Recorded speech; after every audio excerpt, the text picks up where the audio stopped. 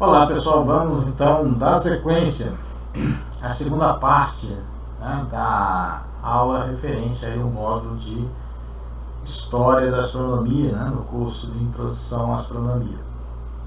Na primeira parte então nós falamos, né, sobre o que era a astronomia e o surgimento, né, da astronomia junto com as primeiras civilizações humanas. Tá? Hoje então, na segunda parte, nós vamos conversar sobre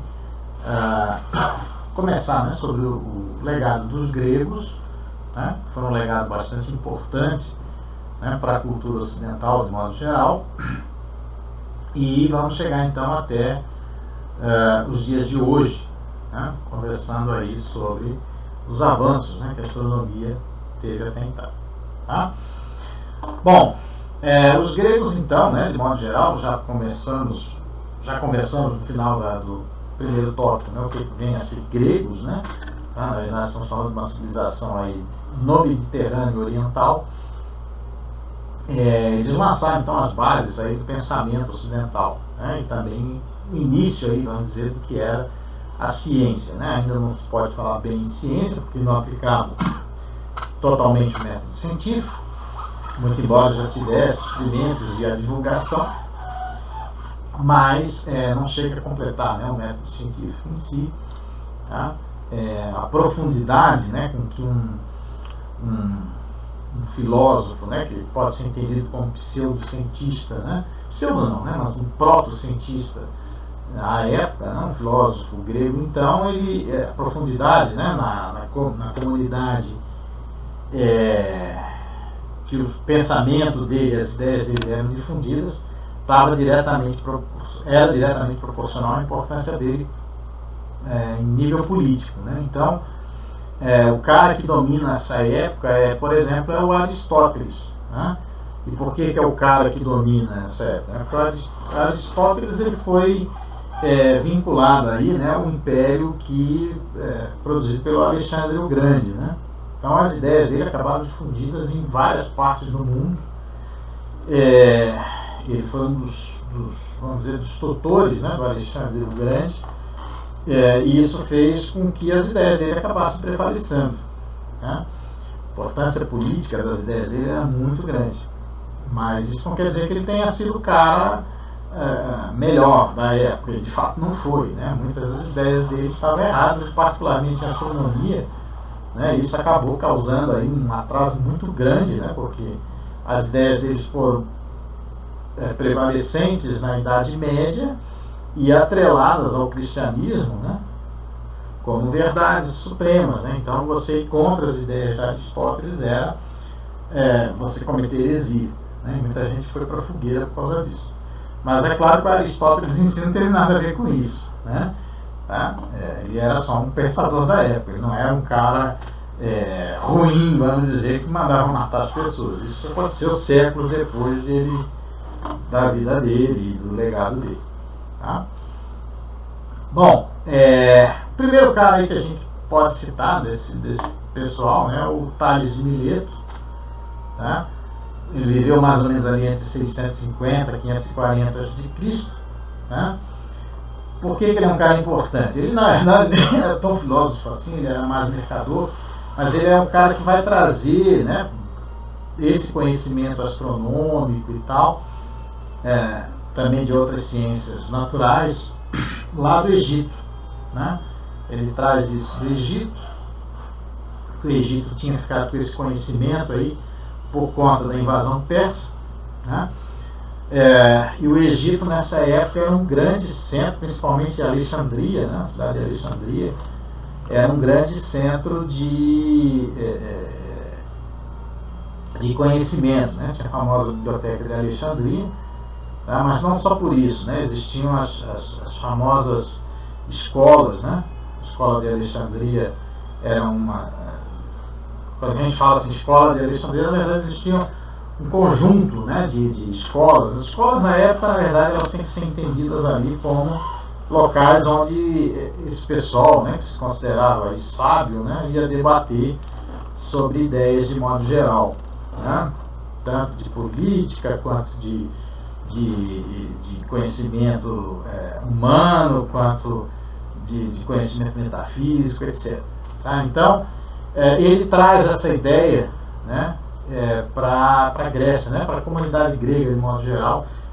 Volto a falar, né, a Grécia não existia ainda na época, né, é melhor a gente falar comunidade helenística, né, tá? Aí relacionado aos povos gregos dessa época. E ele vai fundar então essas primeiras escolas, né, tá?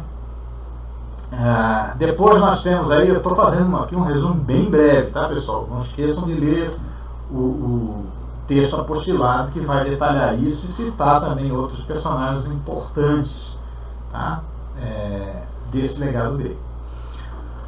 Nós temos aí o Aristóteles, né, que já comentamos, né, de 384 a 322 a.C., tá?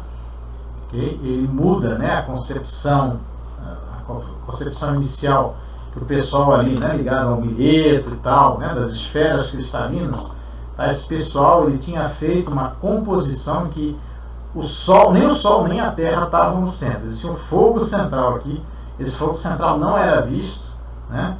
A Terra girava em torno desse fogo central, então a Terra tinha uma órbita em torno desse fogo central, só que a gente não viu o fogo central porque existia uma contra-terra. Eu sei que a ideia é meio doida, mas existia uma contra-terra que impedia a gente de ver o fogo central, tá? E o Sol também orbitava em torno desse fogo central, né? Uma ideia meio doida, mas enfim, eles não colocavam a Terra no centro do universo. Quem vai fazer isso, né, depois, não é o Aristóteles, tá? Leiam lá no texto 1, mas o Aristóteles ele vai forjar essa ideia, né, como uma ideia dominante na época, pela importância política dele, e isso acaba sendo abraçado, como eu falei, né, pelos romanos, em particular pela Igreja Católica Apostólica Romana. Colocando a Terra no centro, imóvel, inclusive. Tá? Eles não aceitavam nem sequer a rotação da Terra. Tá? Eles diziam que quem rodava era o céu, né? A esfera cristalina é que rodava. Né? E aí você tinha aqui também o Sol. Tá? Alguns modelos, tá, diziam que Mercúrio e Vênus rodavam em torno do Sol. Aristóteles era um pensador que achava isso, que Mercúrio e Vênus rodavam em torno do Sol, mas o Sol rodava em torno da Terra. Outros achavam que Mercúrio e Vênus também rodavam em torno da Terra. Tá? Então, era a única diferença. Mas o resto tudo rodava em torno da Terra. Né? Tá?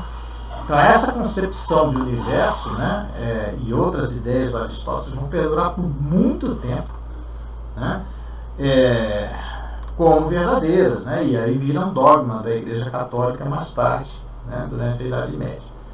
Outra concepção que ficou, né, já para a física, por exemplo, né, dos 4 elementos, né, fogo, terra, ar e água, e a questão de não existir gravidade, né, mas sim uma questão de densidade, né, associadas à movimentação dos corpos.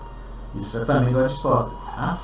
Então, essas ideias dele eram incorretas, mas acabaram perdurando, né, e ficando como dogma. Bom, nós tivemos aqui um legado bom. Né? O Aristarco de Samos, tá? Foi um cara aí que viveu em 310 230 a.C., tá? E ele era um defensor ferrenho do sistema heliocêntrico. Ele dizia que o Sol era o centro do sistema planetário e a Terra era só mais um planeta. Tá? Ele aceitava não só a translação da Terra em torno do Sol, como a rotação, né, da Terra também. Tá? Ele dizia que a Terra era esférica, né, tá? Assim como era a Lua, né, e o Sol. Tá? E ele foi o cara que propôs aqui uma ideia de medir a distância, né, a relativa, na verdade, né, a razão entre a distância Terra-Lua e a distância Terra-Sol. Tá? Então a razão entre a distância Terra-Lua, que é indicada por D, e a distância Terra-Sol, indicada por D maiúsculo. Tá? Só utilizando geometria. Né? Quando você tem a Lua num quarto crescente ou num quarto minguante, né, aqui vista da Terra, a gente sabe que o ângulo, né, entre a Terra, a Lua e o Sol, né, é de 90 graus, né, porque a Lua está metade iluminada. Tá?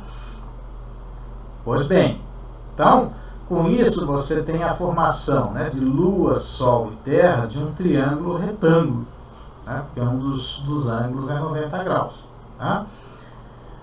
Se você mede esse ângulo θ, né, entre o Sol e a Lua, e isso você podia medir no céu, né, usando um sextante, tá, que é um instrumento para a época de mediano,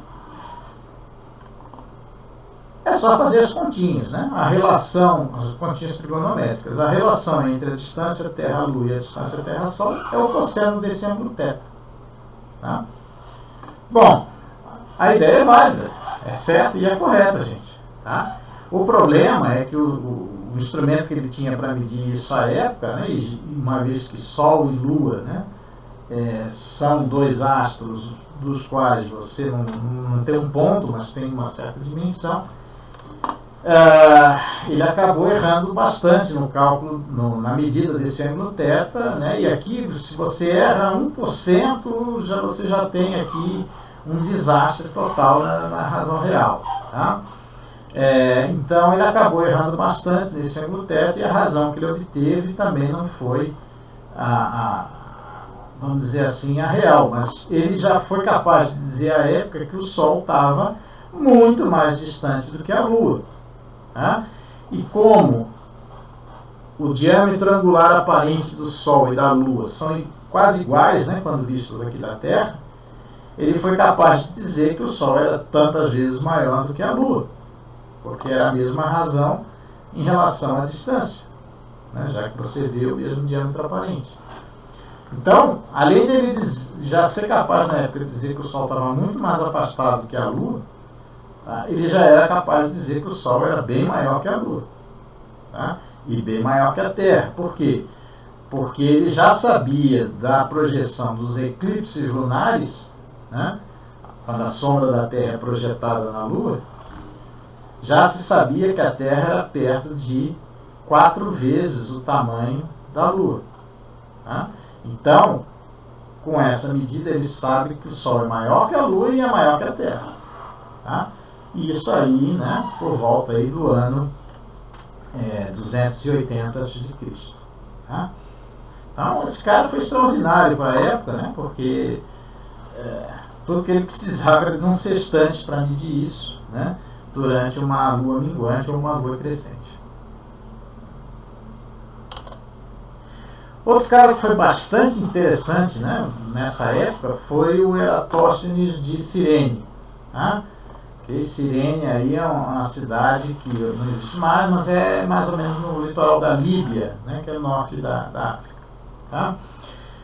Ele foi o primeiro cara a propor, né, e a efetuar a medida do diâmetro da Terra. Né? Ele também era um cara que acreditava que a Terra girava em torno do Sol, acreditava que a Terra era esférica, né? Tá? Por que ele acreditava que a Terra é esférica? Né? Por conta da projeção da sombra da Terra, né, nos eclipses lunares. Né? Tá?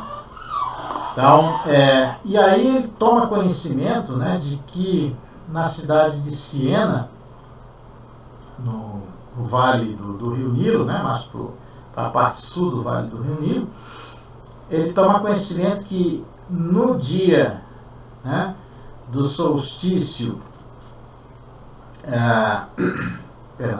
no dia do solstício de junho, né, que é quando você tem o verão no hemisfério norte, ele sabia, né, ele toma esse conhecimento de que os poços, né, artesianos na cidade de Siena, né, onde o pessoal pegava água, né, na época, não tinha água encanada, no dia do solstício você via o sol iluminar a água lá no fundo do poço. Tá? E para isso acontecer, né, obviamente, o sol tinha que estar a pino, né, ou seja, tinha que estar exatamente sobre a cabeça das pessoas, né, para conseguir iluminar a água do poço lá no fundo. Tá? Mas o Eratóstenes, né, que tinha vivido vários anos em Alexandria, né, para estudar nas escolas de Alexandria, tá? Ele sabia que no mesmo dia, né, e Alexandria estava um pouco ao norte aqui, né, da cidade de Siena, né, já na foz do Rio Nilo, ele sabia que nesse dia, né, os obeliscos aqui, os monumentos, as torres e mesmo o farol de Alexandria, eles tinham uma certa sombra, né? Uma sombra pequena, mas tinha uma sombra mensurável, tá? E ele interpreta isso então como o seguinte, né? Como uma questão da curvatura da Terra. Olha só, hein? O cara nessa época, né, já sabia que a Terra, né, já tinha a noção de que a Terra é esférica. Tem mané que até hoje fala que a Terra é plana aqui, né, em pleno século XXI. Né? Mas vamos lá, vamos seguir. E aí ele pensa o seguinte, olha, bom, então aqui em Siena eu tenho, né, uma angulação que o Sol está a pino, né? Enquanto que aqui em Alexandria, né, se os raios solares chegam paralelos, porque o Sol está muito distante, eu tenho uma certa sombra. Tá? Se eu medir o ângulo, né, que essa sombra é projetada, eu vou ter a diferença angular na superfície curva da Terra, né, na superfície esférica da Terra, entre Alexandria e Siena. Né? E se eu souber a distância entre Alexandria e Siena, eu sei então o quanto equivale em quilômetros esse arco de circunferência. Aí depois você só extrapolar para 360 graus, né? Ou 2π. Tá? Então tudo que ele precisava fazer era medir, né, a altura de uma haste, ou da torre, ou do obelisco, medir o comprimento da sombra, né? Com isso, então, ele calculava esse ângulo de projeção da sombra, que é o mesmo ângulo, né, entre as cidades de Alexandria e Siena na superfície curva da Terra.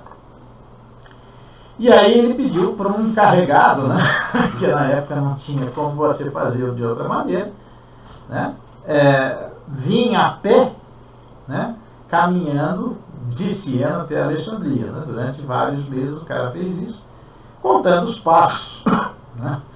Tá? O cara tinha lá um passo médio, né? Conta os passos para saber a distância real entre Alexandria e Siena em linha reta. Né? Óbvio que o cara não andou em linha reta e muito menos foi capaz de medir corretamente os passos. Né? Isso fez com que o Eratóstenes chegasse, né, no cálculo da circunferência e do diâmetro da Terra, mas ele errou bastante. Né?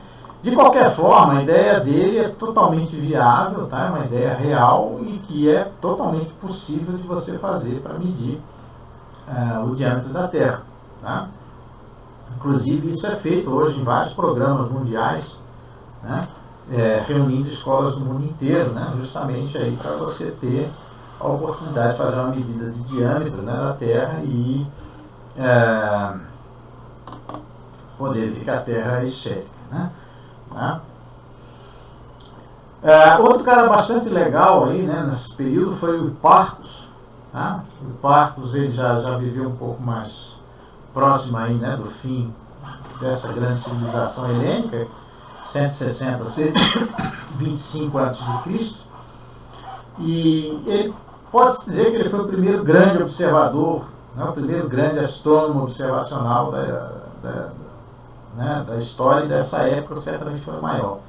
Tá? Ele montou um observatório na ilha de Creta, tá? E ele trabalhou vários anos nesse observatório. Lembrando que as observações nessa época eram todas feitas com instrumentos que só eram capazes de medir posição. Né? Tá? E as observações eram feitas a olho mesmo, né? Não tinha instrumentos ópticos. Mesmo assim, ele conseguiu construir um catálogo, né, de estrelas. Tá? Esse catálogo ele não só dava as posições das estrelas, né, com uma precisão tão grande que até hoje é possível de usá-lo para ver movimentos próprios, né, das estrelas mais próximas do nosso sistema na galáxia, mas também ele foi o primeiro a tentar introduzir um sistema de medida de brilho, né, que até hoje a gente usa, que é o sistema de magnitudes que a gente vai comentar nos módulos mais para frente. Tá? Mas ele que começou essa ideia, né, de medir brilho das estrelas. Tá? É claro que a medida dele era totalmente relativa, né, porque era feita a olho, tá? Mas é o primeiro cara a fazer isso, pelo menos que se tem registro na história. E fazendo essas medidas também, ele foi o cara que começou a perceber, né, que a posição das estrelas não era tão fixa assim, né? Elas pareciam se mover de modo meio que coletivo, né? Ante a um referencial comum, né? Na verdade, o que ele descobriu foi a precessão dos equinócios, que é nada mais do que, né, o movimento de precessão do eixo de rotação da Terra, né, que leva aí aproximadamente 25.800 anos. Né? Ele conseguiu perceber isso já com pouco tempo de observação. Né? Depois de 3 anos de observação, ele já foi capaz, porque a precisão da medida de posição dele era muito boa, e ele já começa a perceber que as estrelas como um todo se moviam, né, ao longo desse tempo, né, com relação ao referencial que ele tinha adotado. Então, isso indicava aí, né, o que ele chamou de precessão dos equinócios, né, porque isso faz com que a data dos equinócios, num calendário que não corrija isso, vá andando, né, tá? Não caia na mesma data. Tá? Depois a gente vai comentar um pouco mais sobre isso também no módulo de tempo e calendários. Bom, o cara que mais ou menos encerra essa fase aí dos gregos, né, é o Cláudio Ptolomeu. Tá? Ele viveu aí já no finalzinho, né,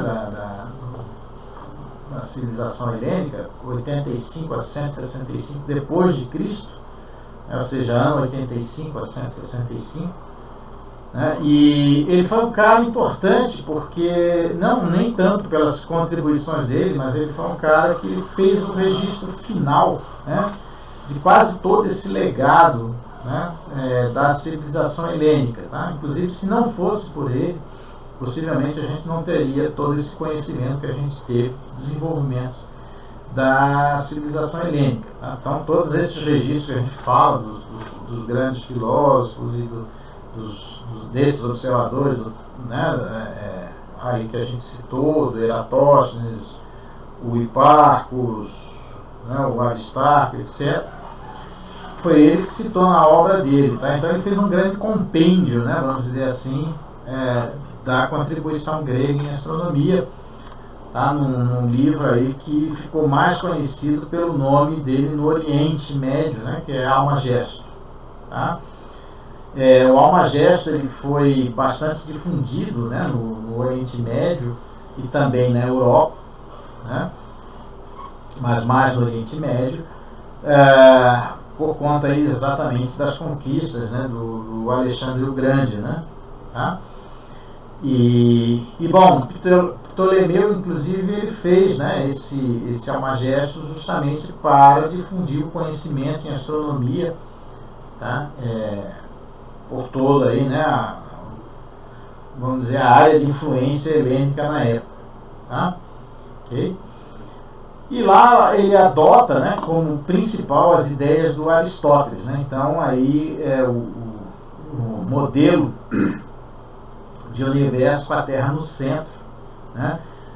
E ele recria esse modelo de Aristóteles agora com Vênus e Mercúrio não girando em torno do Sol, mas girando em torno da Terra. E para explicar, né, o chamado movimento retrógrado, né, dos planetas, a gente vai voltar à tona com esse movimento retrógrado, né, depois em astrometria, que é um movimento totalmente relativo, né, da Terra com relação aos planetas. Ele cria um chamado sistema de epiciclos, aqui é um sistema complicadíssimo, né, no qual o planeta gira em torno não da Terra em si, mas gira em torno de um centro imaginário que é o centro do epiciclo. E esse epiciclo é que gira em torno da Terra. É um negócio bastante complicado, mas que explicava, em tese, né, o movimento retrógrado, ou seja, né, os planetas, de modo geral, quando a gente olha aqui da Terra, eles parecem sempre seguir no sentido de oeste para leste, né, que é o sentido de translação geral do sistema solar. Mas algumas vezes eles vão e eles voltam, né, que é o chamado movimento retrógrado, né, que é de leste para oeste. Tá? E aí, para explicar esse movimento, que volta a falar, é um movimento totalmente relativo, né? Porque o que a gente enxerga no céu é o movimento relativo entre nós e o planeta. Eles criam esse sistema de epiciclos, então. Tá? Esse modelo ele vai ser utilizado, né, adotado e depois utilizado pela Igreja Católica Apostólica Romana, tá? E vai durar até lá o Renascimento. Tá? Ok, bom, terminado o legado dos gregos, nós vamos aí então para a fase em que a astronomia ela vai ressurgir no Renascimento, né, europeu. Tá? Então, antes do Renascimento, né, a Europa mergulha no que a gente chama de Idade das Trevas, né, embora tenha tido desenvolvimentos tecnológicos e científicos ao longo desse tempo. É claro que mais nas áreas onde a Igreja Católica Apostólica Romana não era tão atuante, porque o conhecimento, né, era muito detido pela Igreja Católica. Ela tinha essa percepção de que para dominar, né, politicamente, ela precisava também dominar o conhecimento. Né? Então, o conhecimento na época da Idade Média era muito mais nas áreas de influência, né, da Igreja Católica Apostólica Romana, era muito vinculado aos mosteiros. Né? Então, só os padres ali que podiam ter acesso a isso, né, e a estudar. Tá? Agora, fora da Europa, você tinha desenvolvimentos, principalmente ali na região do Oriente Médio, né? Porque essa região ela continuou desenvolvendo a parte de astronomia de posição, né? Tendo ali o Almagesto, né? do Ptolomeu como base. Tá? Ali na região, né? Onde é hoje o Iraque, né? Você já tinha ali dentro do domínio do Império Persa, né? Você já tinha um observatório, né? O Observatório de Bagdá, tá? Que é um observatório importante na época, onde se fazia ali, né, todo tipo de medida de movimentação dos planetas e já se tinha até a previsão, né? As efemérides para o posicionamento dos planetas. Na China também, na Índia, né, teve desenvolvimentos, tá, similares. Tá? Teve um pensador, né, indiano, o Aryabhata, também volta a falar, né, não era a Índia não existia na época, né, existiam vários pequenos reinos e um reino maior que era o reino Gupta, onde o Aryabhata viveu. Né, e o Aryabhata ele fez vários desenvolvimentos também ali na parte de matemática e de astronomia, tá? E por pouco, ele era heliocentrista, né? Por muito pouco ele não chegou nas mesmas conclusões do Newton, né? Cerca aí de 200, 300 anos antes. Tá? Os chineses eles também tinham certo desenvolvimento e principalmente ali por volta do ano 900, né? Eles vão criar as primeiras lentes. Né? De início, essas primeiras lentes ali, elas eram objetos mais de estudo, né? De interesse do que propriamente práticos. Por volta aí do ano 1000, começam a surgir os primeiras lentes, né, de aumento, tipo monóculo, né? E as primeiras lupas, e mais ou menos por volta do ano 1100 tem as primeiras lunetas, tá? Mas essas lunetas, elas, pela importância militar delas, né, elas eram muito vinculadas só à corte e aos militares chineses, né? Aquela coisa de você conseguir enxergar o inimigo à distância, né? E aí você tem uma certa vantagem em relação a isso, tá? Não eram coisas facilmente encontradas ou comerciáveis, mesmo na China. Bom, na Europa, né, já aí por volta do século XV, né, estamos falando aí dos anos 1400 a 1500, né, nós temos aí os primeiros reinos, né, se formando, principalmente ali na região da Península Ibérica, porque, né, e na Inglaterra, por questões ali de identidade nacional com relação à invasão, né? No caso da Península Ibérica, por conta da invasão moura, né? Que é a invasão vamos dizer ali, né, dos árabes, né? Não era bem árabe, porque também não tinha Arábia na época, mas enfim, né, do povo, né, que vinha do Oriente Médio. Então houve todo aquele movimento na Península Ibérica para expulsar eles, né, e impor o catolicismo ali na região, o cristianismo na região, e aí isso acabou criando uma identidade, né, forte nacional para a formação de reinos, né? A mesma coisa meio que aconteceu na Inglaterra e na França, por questão de invasão de outros povos, né? Tá, no caso da Inglaterra, por exemplo, a invasão dos normandos, né? Então,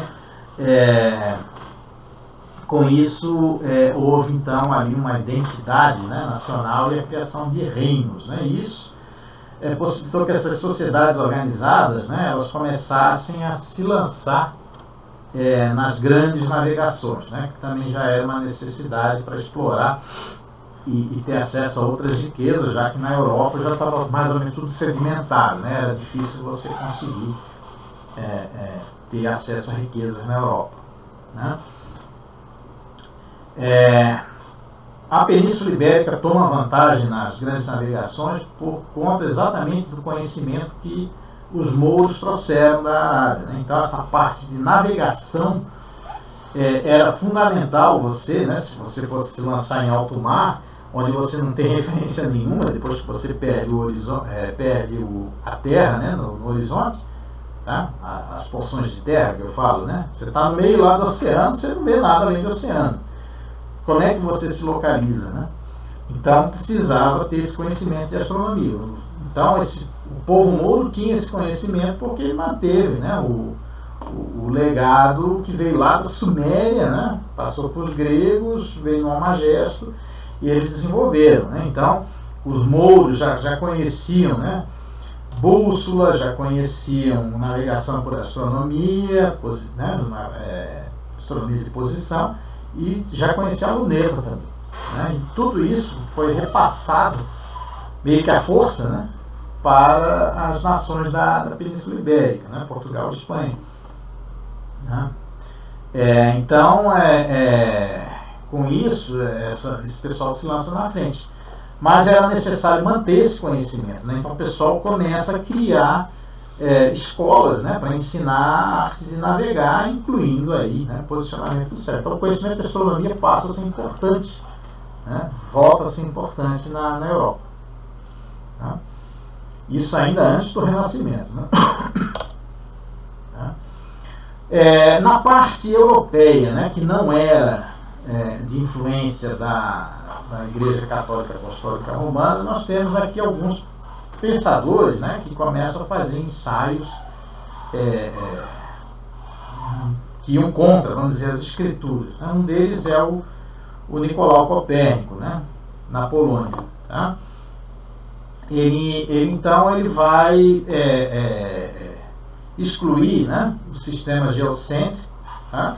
Ele é muito mais matemático, né, do que astrônomo, mas ele exclui o sistema geocêntrico porque ele não era capaz de explicar as observações dos planetas, né, que eram feitas dos planetas, tá? Então, quando você tentava, né, fechar as observações que tinham com o esquema proposto pelo sistema geocêntrico, nunca dava certo, né? Ele demonstrou isso, né, muito embora ele não tenha demonstrado matematicamente, né, como deveriam ser as órbitas dos planetas. Ele só exclui o sistema geocêntrico por matemática. Quem vai fazer essa parte é o Kepler mais tarde, tá? Okay? Então, aqui nós temos dois personagens, né, o Tycho Brahe e o Johannes Kepler, né? Tá? O Tycho Brahe era um nobre, né, dono de uma fortuna no reino da Dinamarca, e Johannes Kepler era um cara que nasceu no Sacro Império Romano, né, que era basicamente dominada já pelos germanos. Então, uma proto-Alemanha, vamos dizer assim, tá?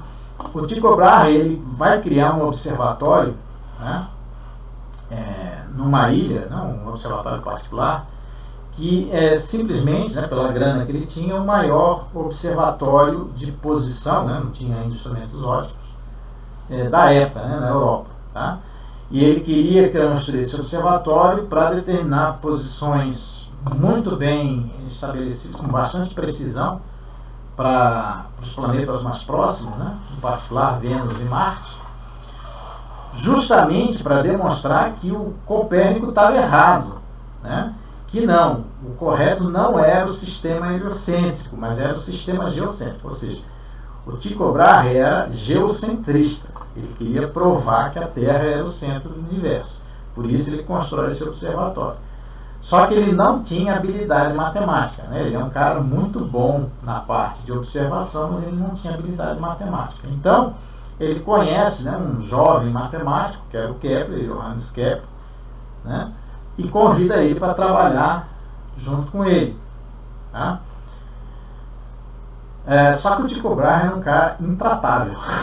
Sabe aquele cara que você não pode falar nada, não pode questionar nada, e ele nunca deu as observações por de fato para o Kepler fazer o trabalho dele.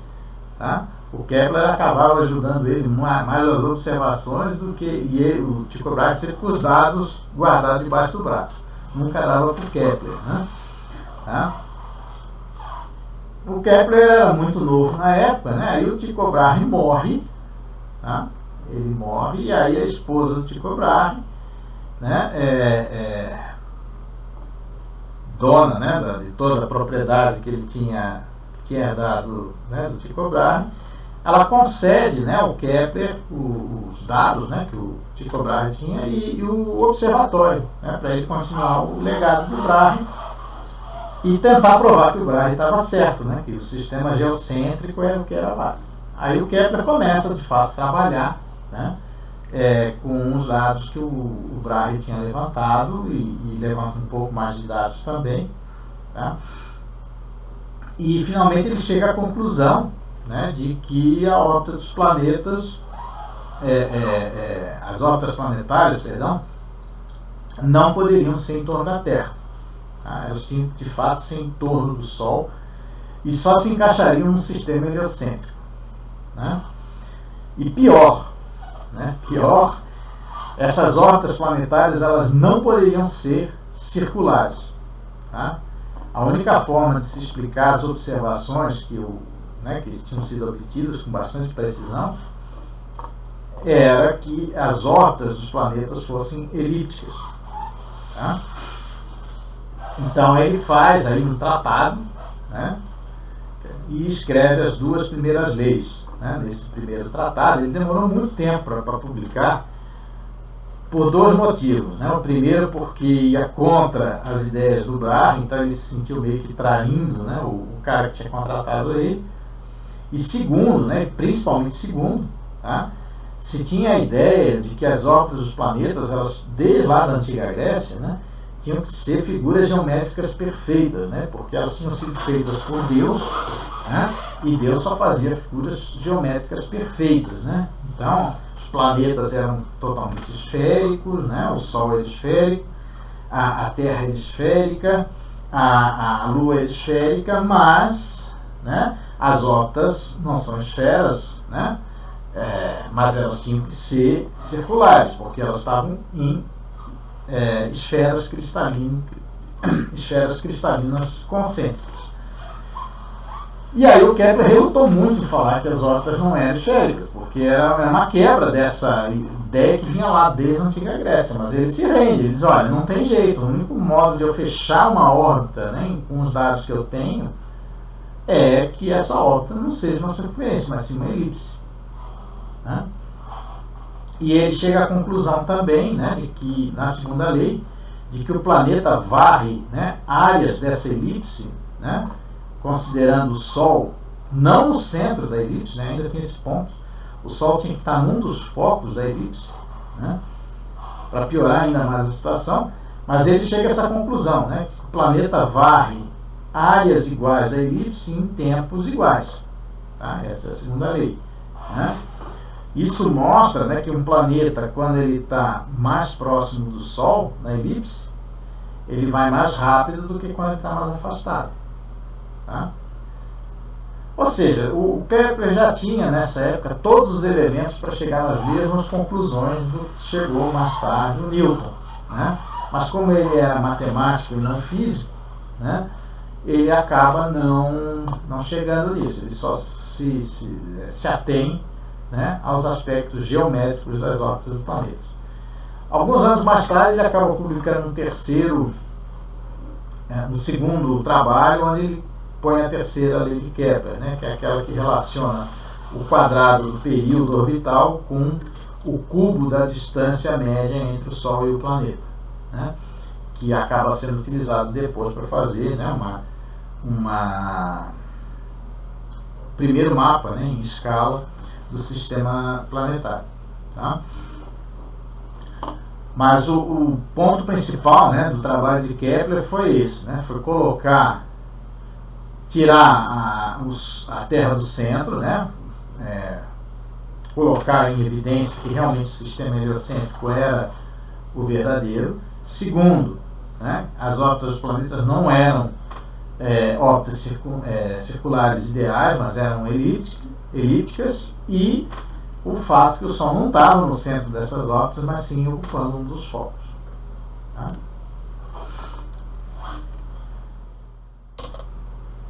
Bom, e o último cara aí, vamos dizer, né, desse renascimento que a gente pode citar, né, antes da explosão da astrofísica, já no século XVII, é o Galileu Galilei.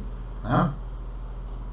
O Galileu Galilei, né, ele, ao contrário do que muita gente pensa, fala que o cara é italiano, não. A Itália só vai surgir muitos séculos depois, tá?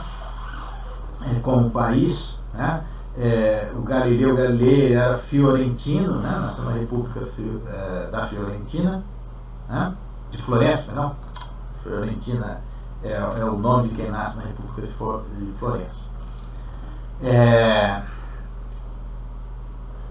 O fato é que é o seguinte, ele era um cara que ele acaba, né, já tinha na época a universidade, né, a Universidade de Pisa, ele nasceu em Pisa, né, ele estuda nessa universidade, ele se torna um cara experimental, né, tá? Ele tem vários ensaios, né, na física, na parte de cinemática, na parte relativa também à hidráulica, que é menos importante, mas na parte de astronomia, né, ele é um cara interessado, né, pelo céu, e ele toma conhecimento, né, de um instrumento que agora sim estava sendo comercializado, né, já no século XVII, início do século XVII, na Holanda, né, um cara chamado Lippershey, né. Ele patenteia um instrumento que é uma luneta, né? É o cara que primeiro patenteou, não foi o cara que primeiro inventou, mas enfim, né? É ele que estava comercializando. E o Galileu então toma conhecimento, né? Encomenda uma dessas lunetas do Lippershey, e depois ele aprimora, né, esse instrumento, constrói o seu próprio, com o intuito de realmente observar o céu com ele, né? Então ele começa observando a Lua, né? Ele faz aqui os primeiros mapas, né, do relevo lunar publicados, tá? Existem outros registros na história, né, de que outras pessoas têm olhado com lunetas para a Lua, mas ele foi o primeiro a registrar, né, mais ou menos de modo científico, né, e a publicar isso, né? Então ele publica que a Lua não era, né, um corpo perfeito, que tinha buracos e tal, né, e tinha uma espécie de relevo, né, associado a ela. Tá? E bom, ele faz outras contribuições também, né, com relação às observações dos planetas, tá? Principalmente Júpiter, né, que ele identifica, né, pela primeira vez, né, corpos girando em torno de outro corpo, né, que não fosse a Terra e o Sol. Tá? Então ele descobre, né, os 4 maiores satélites de Júpiter, e com isso, né, ele demonstra, né, que a princípio, né, o sistema não era não poderia ser realmente geocêntrico, né, porque pelo menos esses corpos giravam em torno de Júpiter. Tá? Ele também observou Vênus e descobriu que Vênus apresentava fases, assim como a Lua, né? E, enfim, né, fez descobrir a Via Láctea também era composta de estrelas, e ele publica isso tudo, e aí ele começa a ter problemas com a Igreja Católica Apostólica Romana, né? A região onde ele morava era de forte influência dessa igreja, tá? Ele é acusado oficialmente de heresia, só que ele tinha a vantagem de ser amigo do Papa, né, da época, tá? Então o Papa, para livrar ele da fogueira, tá, assina um acordo com ele de que ele tinha que renegar todo o trabalho que ele tinha feito, tá, e dizer que ele estava errado, tá, que aquele trabalho não era válido, tá? E foi o que ele fez para se salvar, né? Tá? Mas o trabalho já estava publicado, já estava rodando na Europa inteira, né? Mesmo que ele negasse que aquilo era verdadeiro, né? Para não ir para a fogueira, tá? Principalmente na parte, né, da Europa que não era ligada à Igreja Católica Apostólica Romana, o trabalho dele era altamente difundido, né? Inclusive Newton, né? Isaac Newton foi um dos entusiastas do trabalho de Galileu. Bom, e aí chegamos exatamente aí, né, na chamada Revolução Astrofísica, né, iniciada aí por Newton já na segunda metade do século XVII, né? O Newton foi um cara assim desses, né, que a humanidade tem, né, teve ao longo da sua história, né, foi um dos caras extraordinários, né? Nós tivemos vários deles, mas o Newton, certamente a sua época, foi o maior gênio, né? Ele teve várias contribuições aí na parte da física, né? Não vale a pena aqui citar todas.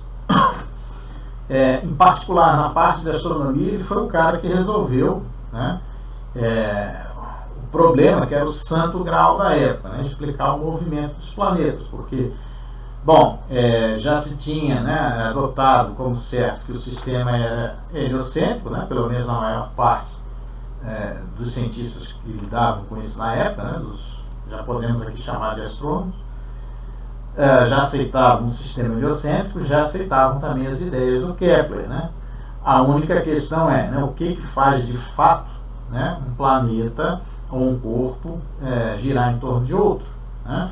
E com isso, se chegasse a essa razão, você tinha então uma maneira de prever, né, o movimento dos planetas de modo com um modelo, né, físico-matemático, tá? E era isso que o Newton chegou, né? E primeiro, claro, né, formulou antes disso todo o conceito, a conceituação de força, né? Tá? Então as 3 leis de Newton, né, vieram antes, né, nesse processo, porque sem essa conceituação de força não tinha como você determinar, né, o movimento ou a razão de movimento, né? Então ele cria um modelo de movimento planetário depois de criar esse modelo de força. De qualquer forma, o modelo dele, né, foi a primeira vez que se teve, né, a chamada força à distância, né? Porque até então a ideia de força era algo que precisava de contato, né? Eu pego aqui um objeto, eu levanto um objeto porque eu entro em contato com ele. Eu aplico uma força, perfeito, né, para levantar esse objeto. Mas eu não posso, né, levantar esse objeto se eu não tocá-lo, se eu não tiver uma interação. E esse conceito é novo, né, é totalmente novo na parte de gravitação, né, porque não há toque entre os corpos envolvidos, há apenas uma ação à distância. Então, esse conceito novo, né, foi bastante discutido, né, e o Newton relutou muito em mostrá-lo, porque ele tinha exatamente essa relutância em relação a essa ação à distância, que era algo novo para a época, né? Ele só acaba aceitando, né, exatamente porque o Edmund Halley, né, querendo que ele resolvesse o problema, né, de um corpo sujeito a uma força central, cutuca ele e diz: pô, cara, você tem a solução aí, então publica, por favor, né? Então aí ele vai lá e publica, né, que o Edmund Halley queria exatamente usar para levantar a órbita do cometa Halley, né? Tá? E aí ele acaba publicando, então, né, o Principia, tá? E com isso, né, você tem aí uma força muito grande, né, na física e nas ciências naturais, que vão acabar imprimindo, né, o ritmo da Revolução Industrial, tá? Porque elas eram capazes de demonstrar as coisas funcionando, né, de uma maneira bastante precisa e previsível, né? Então, isso dá uma importância às ciências naturais no século seguinte, né, que é o século XVIII, muitíssimo grande, né? Bom, além dessa importância, né, do Newton em resolver, né, o problema das órbitas dos planetas, ele também teve contribuições instrumentais, né? Foi ele o criador do telescópio refletor, né, que usa espelhos parabólicos, né? Ele foi o primeiro cara que construiu um telescópio, né, usando espelhos, tá? E isso possibilitou, né, que a astronomia depois pudesse produzir espelhos cada vez maiores, instrumentos cada vez maiores.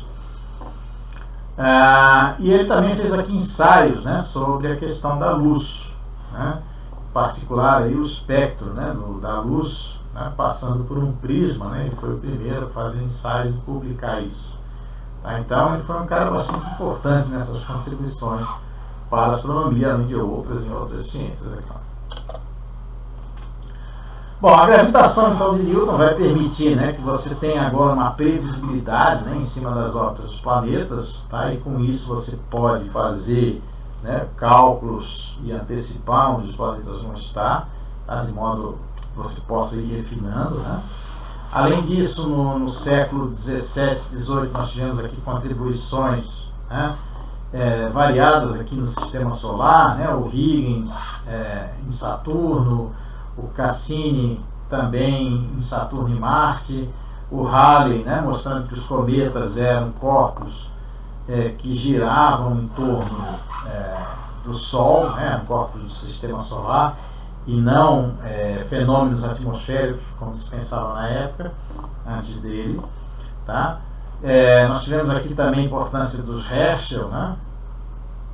Herschel irmã e o Herschel filho, depois filho do Herschel, do William Herschel, tá? Que eram pessoas dedicadas às observações do céu e principalmente instrumentistas, né? Bastante habilidosos, tá? Então eles fizeram importantes contribuições na melhora dos telescópios refletores, tá? O William Herschel inclusive descobre o planeta Urano, né, de forma acidental. Tá? Ele confunde Urano com um cometa, depois ele verifica que não era um cometa, era de fato um outro corpo, ele levanta a órbita e vê que era uma órbita além do planeta Saturno. Com o acompanhamento da órbita de Urano, o pessoal começou a ver divergência, né, entre o que era previsto de posição e a posição real observada. Era pouca divergência, mas era suficiente para descobrir que havia outra coisa além de Urano perturbando a órbita de Urano. Tá? Então, pela primeira vez na história, se faz uma previsão de onde deveria estar um outro corpo, baseado em ciência, baseado nos modelos de mecânica celeste. Tá? E com isso, então, se descobre o planeta Netuno, né, que estava além de Urano. E o planeta Netuno, então, foi o primeiro corpo da história a ser descoberto por uma previsão teórica. Né? Tá?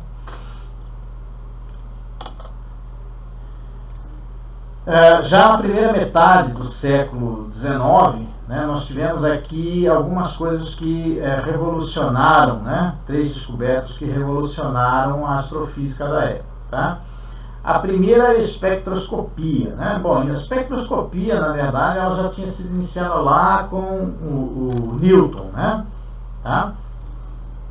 Então, o Newton já tinha pego a luz do Sol e decomposto, né, a luz do Sol com um prisma. Isso daí já era conhecidíssimo. Até aí nada. Só que o pessoal da química, né, nessa época aqui, né, já a partir do século XVIII e principalmente no século XIX, o pessoal da química começou a perceber que, em laboratório isso, né, que quando você queimava determinados elementos e observava o espectro da luz dessa queima, né, você, no espectro da luz da queima, você via algumas raias escuras, né? E essas raias escuras, elas eram bastante singulares em cada elemento, ou seja, você poderia utilizá-las, né, essas raias escuras, no espectro da luz que vinha da queima, como um identificador. Então, por exemplo, queimava o sódio, né, você via determinado conjunto de raias escuras. Se você queimava hidrogênio, você via outras raias escuras. Se você queimava, sei lá, hélio, tinha outras raias escuras. E aí, com isso, você era capaz de identificar cada elemento por esse conjunto de raias escuras. Isso era o que o pessoal da química fazia, né? Aí um cara que era extremamente habilidoso, né, o Fraunhofer, tá? O Fraunhofer era um cara também do Império Sacro Romano-Germânico. Ele trabalhou inicialmente como vidraceiro e depois ele foi trabalhar num laboratório, né, de produção de elementos ópticos, né? E ele é um cara muito habilidoso nisso, ele fazia uma óptica muito perfeita. E um dia ele resolveu testar, né, um prisma desse junto com um conjunto de lentes de amplificação. E aí ele fez um espectro do Sol espalhado, né, numa área ampla, e aí começou a perceber que no espectro do Sol existiam essas raias escuras, né? Só que ele era um cara que não tinha conhecimento da química, né, da época, ele era só um técnico, vamos dizer assim, um trabalhador mais técnico. Mas mesmo assim ele faz a divulgação, ele faz, né, o desenho, né, do espectro com precisão, onde estavam as raias escuras e tal. E ele divulga isso, né? Eu não me lembro exatamente se foi numa assembleia da comunidade germânica, eu não sei, enfim. Um desses eventos ele divulga o trabalho dele, né? E aí químicos que estavam presentes nessa reunião percebem que o que o cara tinha descoberto é que você tinha as mesmas raias escuras de alguns elementos químicos que eram observados no laboratório no Sol, né? Tá? E aí então eles identificam, né, não todas, mas algumas dessas raias com elementos químicos que estavam presentes no Sol, né? Então, com isso ele inaugurou a espectroscopia na astrofísica, né? Tá? Então, que de modo geral em astrofísica, né, depois a gente vai comentar um pouco isso, excetuando aqui no Sistema Solar, onde a gente teve algumas missões em que você pode fazer alguma prospecção em loco, né, o que você enxerga dos astros é luz, tá? Então, toda a informação que você tem dos astros vem quase toda ela através de luz, né? E aí com isso, então, se você quiser saber um pouco mais sobre o astro, você tem que aplicar técnicas na luz desse astro, né? E a espectroscopia é uma delas, e é muito importante, porque ela permite você ter uma gama de conhecimento, não só de quais elementos estão presentes lá, né, mas também em que condições esses elementos estão lá, né? Pressão, temperatura, etc. Então, a espectroscopia é fundamental para isso, né? Além de outros vários fatores que a espectroscopia possibilita. Então foi muito importante essa descoberta do Fraunhofer. Outra descoberta bastante importante nessa época foi a fotografia, né? Através do Louis Daguerre, né? O francês. Tá? Então a fotografia na época era um processo ainda químico, né? Fotoquímico. Tá? Então você pegava uma placa, né, de material, geralmente uma placa metálica, você criava em cima dessa placa metálica uma emulsão química que era fotossensível, ou seja, se ela recebesse luz, né, ela sofria uma reação química, né, e aí depois fazendo um outro processo químico que se chama revelação, você tinha então, né, áreas onde você tinha exposto à luz, né, com uma aparência diferente de áreas onde você não tinha exposto luz. Tá? Então aqui está um dos primeiros, né, fotografias feitas desse modo da Lua, né, da época. Tá? Okay? Então era um processo fotoquímico, né? Esse processo de fotografia ele foi muito fundamental para a astrofísica porque ela deixou de ser, né, um registro somente a olho, né? Porque tinha um problema grave nessa época que era assim, dependia do olho do observador. Tinha observador que via mais, tinha observador que via menos. Outro problema de você só ver com o olho no telescópio é que aquele registro ali acabou do seu olho, né? Você vai escrever eventualmente o que você viu e tal, mas é um registro que não tem a imagem, né? Então, foi a primeira vez, né, que na história que você começou a ter a possibilidade de fazer registros de astros, né, ou de situações em que os astros estavam envolvidos, né, de forma impessoal, mas impermanente, né? Ou seja, uma vez registrado ficava lá, você poderia depois usar aquilo para outras coisas. Tá?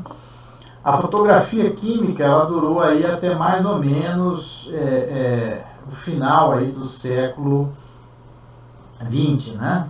Tá? Então até mais ou menos aí uns 20 anos atrás. De lá para cá a preferência, é claro, tem sido dada aí para os detectores de estado sólido, né? Que são os que a gente tem aí nos celulares, nas câmeras e também nos instrumentos profissionais, tá? Por várias razões que depois a gente comenta. Outra coisa importante descoberta na época foi o efeito Doppler, né? O efeito Doppler, então, é um efeito, né, que acontece em ondas de modo geral, né? Não só ondas eletromagnéticas, mas qualquer onda sonora, qualquer tipo de onda, né? E que causa, né, um desvio em frequência ou comprimento de onda, que é o equivalente, né, conforme a velocidade relativa entre a fonte das ondas e o observador, né? Então, com isso, com o efeito Doppler, é possível você determinar velocidades relativas entre o observador e o objeto que está emitindo a onda. Então, particularmente em astrofísica, né, a gente está falando de ondas luminosas, luz, né? E a gente usa então esse efeito Doppler para tirar a velocidade relativa entre o observador e a fonte, né? E esse efeito foi extremamente fundamental, por exemplo, para descobrir mais tarde a expansão do universo. Ok, que é onde a gente entra nos chamados anos de ouro, tá? Por que a gente chama anos de ouro, tá? Os anos de ouro foi um período que vai mais ou menos, né, de 1850 até 1930, tá? Então fim do século XIX, início do século XX, onde nós tivemos aí uma série de desenvolvimentos, né, nas ciências naturais, mas em particular na física e astrofísica de Rodão, em que esses desenvolvimentos, tanto em termos de experimentos executados, né, quanto novos desenvolvimentos teóricos, foram fundamentais para mudar completamente a nossa concepção de como era o universo, tá? Então, mais ou menos aí no final do século XIX, tá? O nosso universo era mais ou menos do tamanho da nossa galáxia, né? Era o que se pensava que era. Tá? E depois, em 1930, o nosso universo já era do tamanho como a gente mais ou menos pensa que ele é hoje, tá? Que a nossa galáxia é só um pontinho dentro da estrutura do universo, de modo geral. Tá? Bom, dos desenvolvimentos particulares da astrofísica, nós tivemos aqui em 1880, né, os experimentos de Maxwell e Morley, né, que foi um experimento feito, né, para demonstrar, né, se a luz dependia de um meio físico ou não para se propagar, né? Então, as ideias das ondas eletromagnéticas já tinham vindo desde lá do Maxwell, né? Mas se achava que a propagação, né, das ondas eletromagnéticas, a luz, né, para vir de um astro até nós, né, ela tinha que ter um meio físico, né, entre nós e o astro, que o pessoal chamava de éter, né? Esse éter, na verdade, era uma substância extremamente estranha, né? Tá? Para a época, não tinha massa, não, cheio de propriedades, igual a matéria escura que o pessoal procurou hoje, né? É o éter novo, mas tudo bem, isso aí é opinião minha, depois a gente discute isso. Mas, enfim, eles demonstraram nesse experimento, né, que o éter não existia. Tá? Que, na verdade, as ondas eletromagnéticas podiam sim se propagar no vácuo tranquilamente. Tá? Esse experimento foi importante, né, porque, primeiro, né, dava uma ideia da estrutura do universo sem a presença do éter. Segundo, né, mostrava que as ondas eletromagnéticas eram capazes de se propagar no vácuo. Né? E isso tem uma série de consequências, aí, inclusive na teoria da relatividade, mais tarde de Einstein. Tá? E já que estamos falando dele, né, nós temos aí a revolução, né, causada pelo Einstein justamente com a teoria da relatividade, né, que ela vai mudar não só as concepções de como a gente enxerga, né, a movimentação dos corpos em vários níveis, né, desde o nível atômico até o nível da escala do universo, tá?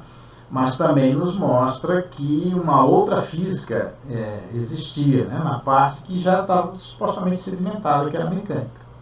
Tá?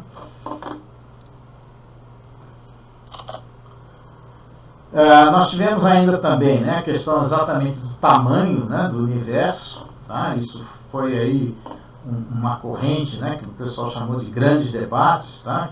que na verdade eram uma espécie de encontros científicos, né, na época. Tá? Que tentavam determinar exatamente o tamanho real do universo. Né? Na época, então, no finalzinho, como falei, do século XIX, né, se tinha a ideia de que as nebulosas espirais, então a gente já enxergava outras galáxias bem tranquilo com os telescópios, mas não se chamava de galáxias, se chamava nebulosas espirais. Tá? Se pensava que elas eram estruturas da nossa galáxia, que na nossa galáxia era o universo inteiro. Okay? E tinha outra corrente que dizia que não, esses objetos aqui são muito distantes, existem várias evidências disso e eles são outras galáxias e o nosso universo é muito maior. Né? Bom, e a segunda corrente ganhou. Né? Esses debates aconteceram mais ou menos aí na década, entre a década de 10 e a década de 20, né? Mas não chegaram a ser conclusivos. A conclusão só veio alguns anos depois com a descoberta da expansão do universo. Né? Aí nós tivemos uma série de outras contribuições fundamentais para chegar nessa conclusão da expansão, que eu aconselho que vocês leiam, né, no texto apostilado do módulo 1. Tá? Mas aí em 1927, né, o Lamatre, que é um padre belga, tá, que era dedicado além, né, da religião, ele dedicava também um tempo ao estudo do universo, do cosmos, né? Tá? Ele conclui, né, observando o efeito Doppler no espectro das galáxias, que já era possível de obter, tá? Que quanto mais distante a galáxia estava, maior era a velocidade de afastamento dela da gente. Ou seja, os objetos todos estavam se afastando, mas quanto mais distante ele estava, mais ele tinha velocidade de afastamento. Né? Isso aí é típico de uma estrutura que está em expansão, né? Tipo uma coisa tridimensional que está inflando. Né? Essa descoberta depois foi erroneamente, né, somente creditada ao Edwin Hubble. Né? Quando todo mundo fala constante de Hubble. Quando você fala de expansão do universo, você fala do Hubble. Como se o Hubble tivesse descoberto. Por quê? Porque o Hubble é estadunidense, né? Nasceu nos Estados Unidos. E o Lamatre era belga. Né? Mas, na verdade, o Lamatre descobriu isso 2 anos antes do Hubble, em 27. O Hubble descobriu isso, ele não copiou, tá? Ele descobriu de forma independente. Então, ele também tem crédito. 2 anos depois. O Hubble não conhecia o trabalho do Lamatre. Tá? Ele não sabia do trabalho do Lamatre. Então, ele publica. O Lamatre publicou o trabalho dele num periódico da Europa. O Hubble publicou o trabalho dele 2 anos depois num periódico estadunidense. Tá? Os dois têm crédito, tá? Porque a descoberta foi feita de modo independente, né? Não houve plágio. Tá? Só que só se fala do Hubble, né? E a gente tem que estar também devido crédito ao Lamatre. Né? De qualquer forma, né, o importante nisso tudo é que, com essa descoberta da expansão do universo, né, ok, de que as galáxias estão muito mais distantes, né, vem a resposta exatamente a essa questão. Então o nosso universo ganha uma dimensão muito grande, né, e a ideia de que ele estava em constante expansão. Já no século XX, né, nós, ainda dentro dos anos de ouro, nós temos duas descobertas importantes. A primeira foi acidental, aqui, Carl Jansky, tá, que era um engenheiro, tá? Ele trabalhava na Bell Comunicações, né, e ele buscava, tá, o trabalho dele na Bell, né, foi eliminar, né, as fontes de ruído nas telecomunicações dos Estados Unidos com a Europa. Tá? Então ele vai para uma área remota, né? Aqui uma fazenda no meio do nada, e ele constrói aqui essa antena, que era uma antena que girava, né, em cima de um trilho aqui redondo, tá? Onde ele vai procurar identificar as fontes de ruído, né? Porque aqui você estando muito distante, né, da civilização, não tem nenhuma fonte de ruído de ondas de rádio, né? A gente não fala, né? Qualquer motor que você ligue, né? Se você ligar um micro-ondas, se você ligar um motor de carro, se você ligar um motor de liquidificador, tá, ele vai gerar ondas de rádio, né? Ainda que uma potência muito baixa, mas o suficiente para gerar ruído. E aí ele vai para o meio do nada para exatamente fazer essa análise, né, de ruído. E aí ele identifica várias fontes de ruído natural, tempestades, etc. e tal, auroras, né? Ainda que distantes, ele tinha lá uma sua fonte de ruído em ondas de rádio. Ele vai eliminando uma a uma e ele chega numa fonte de rádio que ele não consegue eliminar, ele não consegue ver a possibilidade de onde vem, né?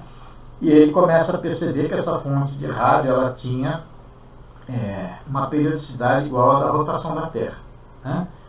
E aí ele chega à conclusão que era algo que estava no céu, ele só não sabia o que, né? Aí ele conversa com um grupo uma dupla, agora me esqueci o nome da dupla, de físicos, né, de uma universidade americana. Os caras sugerem ele conversar com um astrônomo e ele chega à conclusão, né, que a posição, né, do céu onde estava essa possível fonte era o centro da nossa galáxia. Tá? Ou seja, a fonte de ondas de rádio né, depois mais tarde se descobriu, é o buraco negro, né, que está no centro da Via Láctea. Tá? Mas com isso ele inaugura a radioastronomia, né, tá? E que foi bastante importante, né, no século XX em uma série de descobertas. Tá? Em 48, né, o Gamow, Gamov, né, mas aqui é com W, tá errado aqui. Se fala Gamov mesmo, mas o final do nome dele é com W.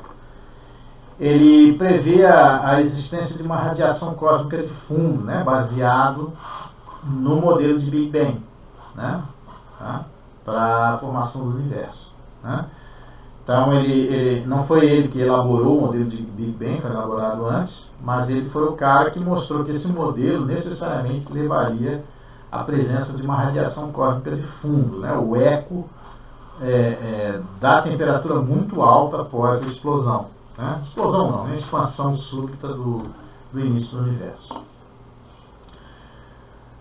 Na época ninguém detectou nada, né? Isso só foi detectado mais tarde por uma dupla aqui, o Wilson e o Penzias, né?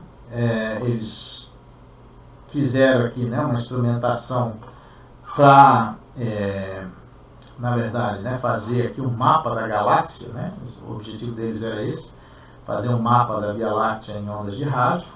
Eles fazem uma instrumentação bem sensível à época, né, na década de 60. E eles descobrem que, quando eles fazem o mapa, né, eles tentam eliminar o mapa, que existia uma radiação que vinha de todos os cantos, né, de todo lugar, né, e que era fixa, né, com uma certa temperatura. Tá?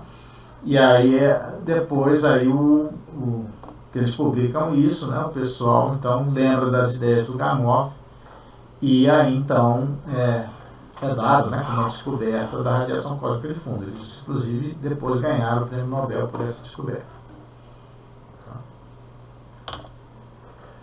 E aí nós encerramos os anos de ouro, né? Os anos de ouro, na verdade, não foram encerrados, né, como um período que acabou e outro começou, mas foram encerrados de modo estúpido, né, na história da humanidade pela Segunda Guerra Mundial, principalmente, né? A Primeira Guerra Mundial já tinha sido, vamos dizer assim, custosa à Europa, né? Okay? Esse custo, né, foi diverso, né? Porque quando você tem uma guerra, você aplica dinheiro só na guerra, né? Você tem perdas populacionais, você tem perdas materiais, né? Então a recuperação depois também é complicada, né? Então já tinha dado ali, vamos dizer, né, um estanque na Europa em termos científicos, a Primeira Guerra, e aí depois vem a Segunda Guerra e dá um estanque ainda maior, né? A Segunda Guerra foi totalmente devastadora na Europa, né?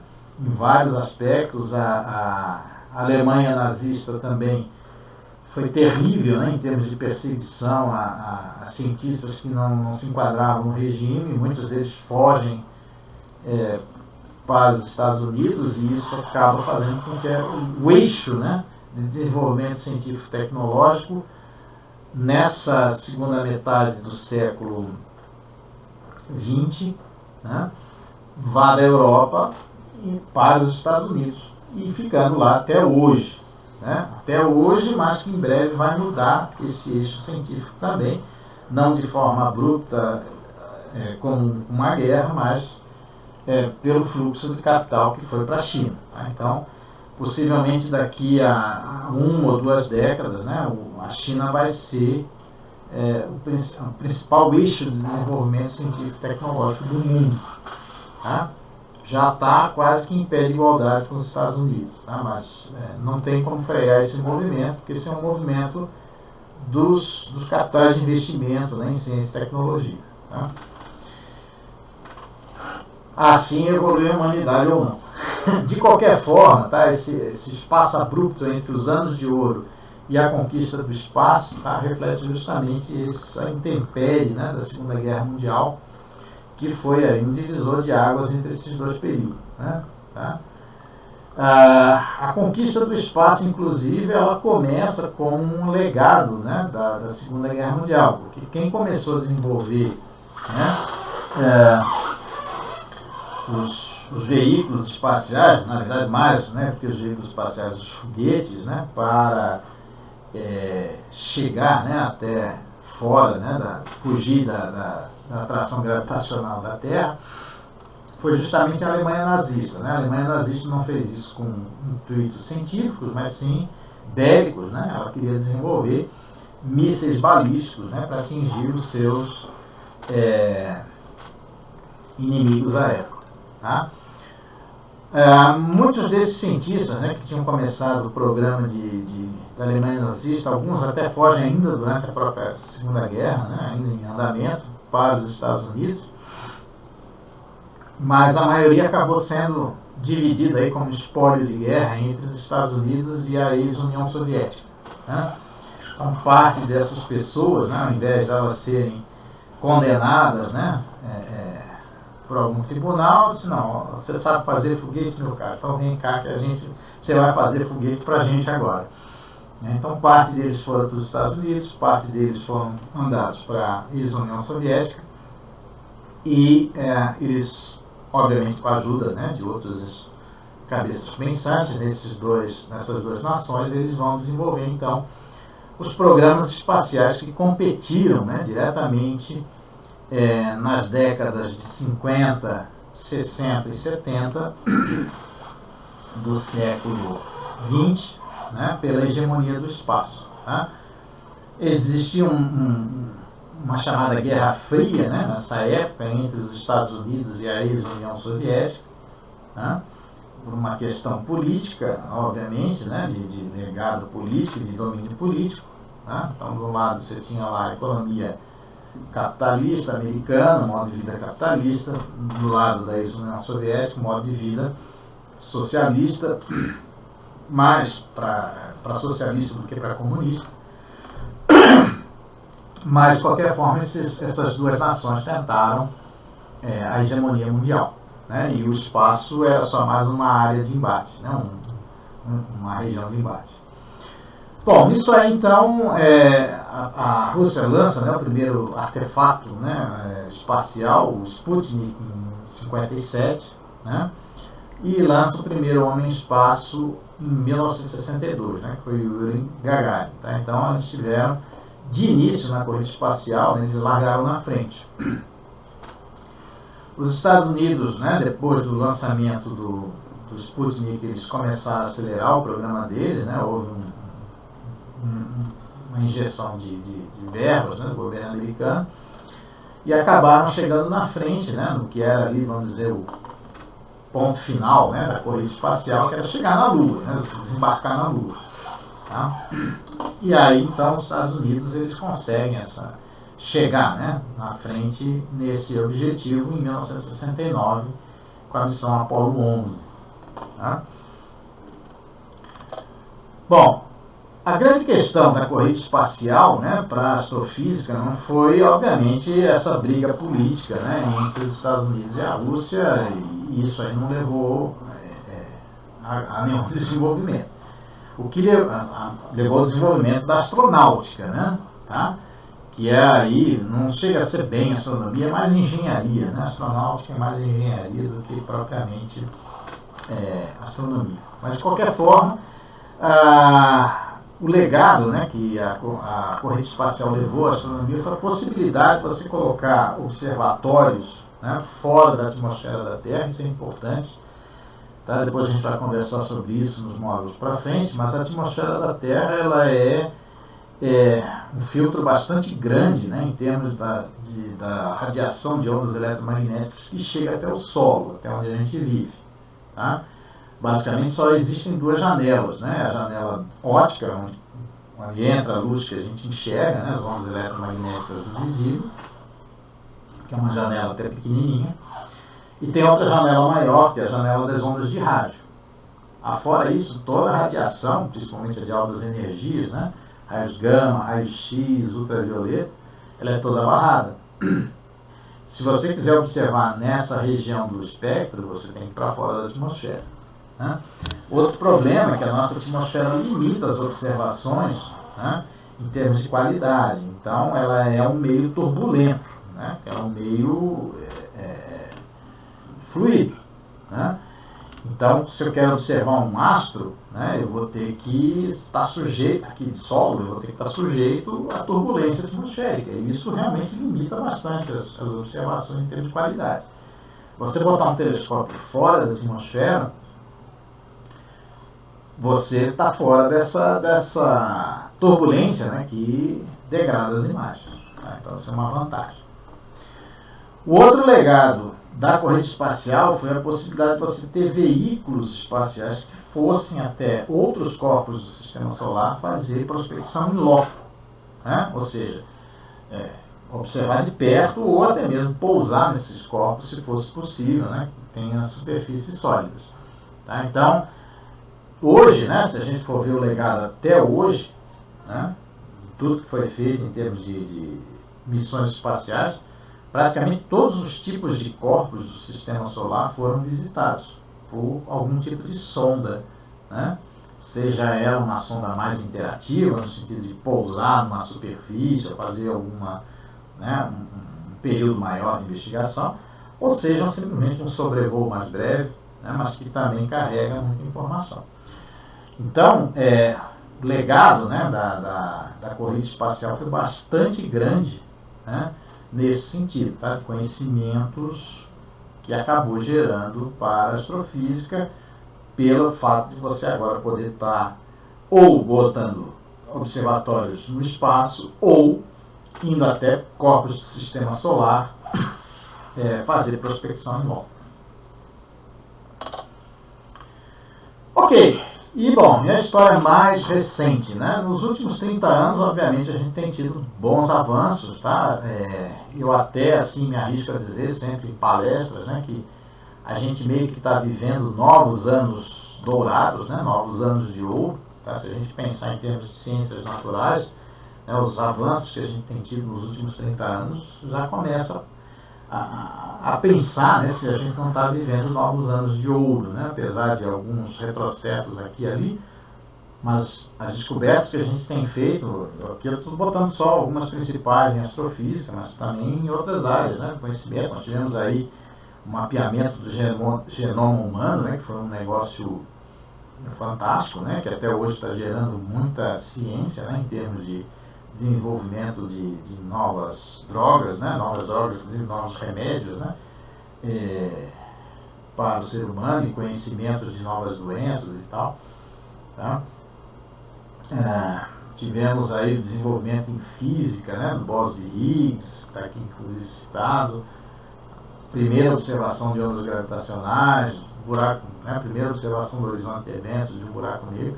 Então, assim, são vários desenvolvimentos que nós tivemos aí nas ciências naturais que já começa a arriscar dizer que, assim, né, nós temos pelo menos uma equivalência, né, tá? Em termos de evolução, né, àquele período de 1850 a 1930.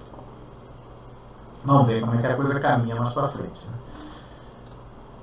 Bom, uma coisa que mudou certamente nos últimos 30 anos, que já era uma tendência desde aí, vamos dizer, o final da Segunda Guerra,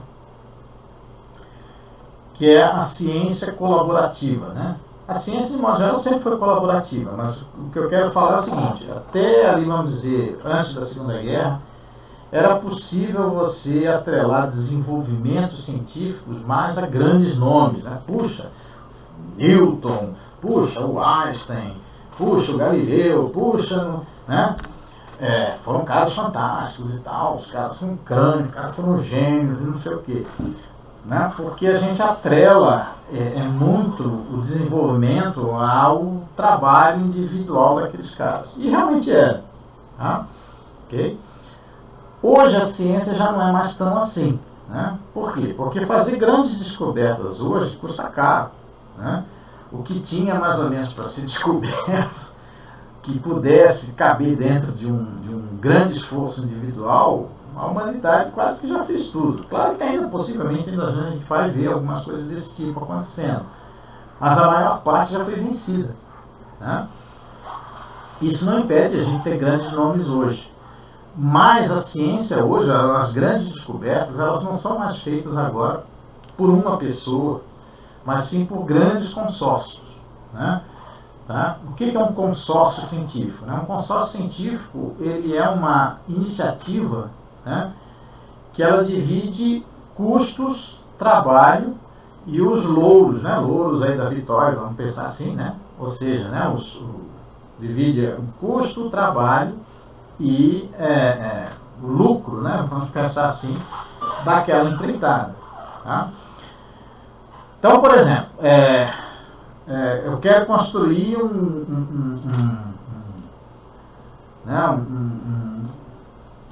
um grande colisor de partículas, né, que seja capaz de atingir níveis de energia fantásticos e tal, para a gente estudar a fundo a estrutura da matéria.